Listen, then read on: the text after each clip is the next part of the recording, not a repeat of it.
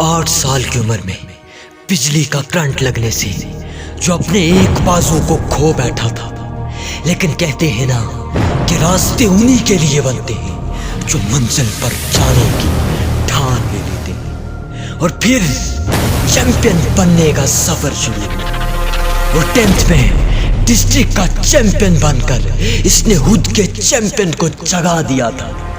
और कहते हैं कि जिस वक्त अंदर का चैंपियन कदम उठाता है ना, उसी वक्त बाहर का चैंपियन दुनिया को हराता है। और 2002 में भारतीय टीम में कदम रखा और 2004 में पैरा ओलंपिक में भारतीय टीम का फ्लैग बैनर बन गया।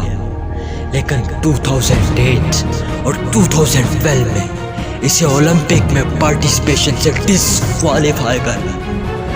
लेकिन कहते हैं कि जब कोई सोते हुए शेर को जगाता है ना, फिर वो खुद के लिए एक नई मुश्किल बनाता है। लोगों ने इसके अंदर के शेर को जगा दिया था और इसने ओलंपिक के लिए अपना नया रास्ता बना दिया था।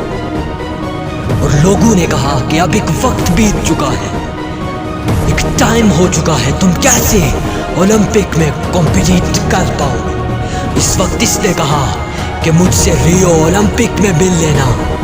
एक शेर के सो जाने से कभी गिद्ध जंगल का बादशाह नहीं बना। और रियो ओलंपिक का सफर शुरू हुआ। और जिस दिन रियो ओलंपिक का सफर, रियो ओलंपिक का वो दिन मुकम्मल हुआ ना, लोग बैठे थे और फिर ये बंदा अपने हाथ में जोलियन लेके अपनी मंजिल की तरफ बढ़ने लगा।